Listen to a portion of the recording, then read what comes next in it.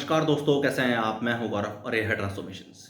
ये मेरा एक अपील मैसेज जो are social media, print media, national media कि वो नए लोगों को भी जो पॉलिटिकल सिस्टम में का हिस्सा बनना चाहते हैं या Indian politics as well as electoral system का हिस्सा बनना चाहते हैं, उनको भी एक इक्वल अपॉर्चुनिटी दे। और आप इसका एग्जांपल भी ले सकते हैं just like Bihar election. Although आप किसी भी स्टेट के या नेशनल इलेक्शन से इसी का एग्जांपल ले सकते हैं, किसी भी डिस्ट्रिक्ट से लेके, किसी भी राज्य से लेके। बट अगर आप प्रोमिनेंटली बिहार में इलेक्शन आ गया वाले 2-3 महीनों में, तो हम बिहार का एग्जाम्पल ले सकते हैं।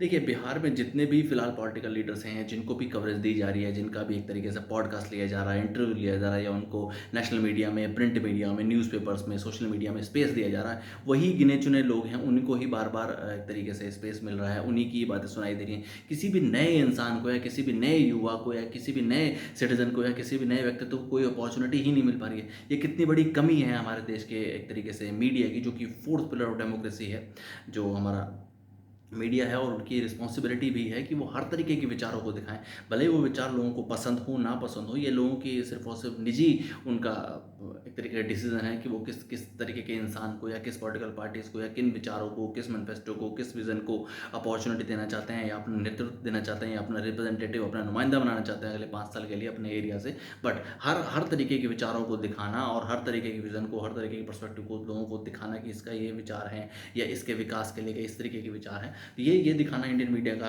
पार्ट है ही। बट अगर आप देखेंगे तो आपको इस तरीके की कोई भी अपॉर्चुनिटी नहीं दिख पा रही है।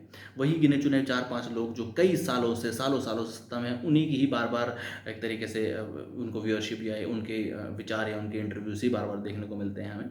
जब तक हम किसी नए इंसान को देखेंगे नहीं, या जब तक नए किसी इंसान को अपॉर्चुनिटी मिलेगी नहीं, तब तक कैसे बदलाव हो पाएगा? इस तरीके के लोगों को तो हम प्रीवियसली भी देख चुके हैं। कितनी बार हमने देखा है कि आरजेडी की सरकार बनी, कितनी बार हमने देखा कि नीतीश कुमार की सरकार बनी, या और भी तमाम जो पॉलिटिकल लीडर्स हैं वो सत्ता में रहे।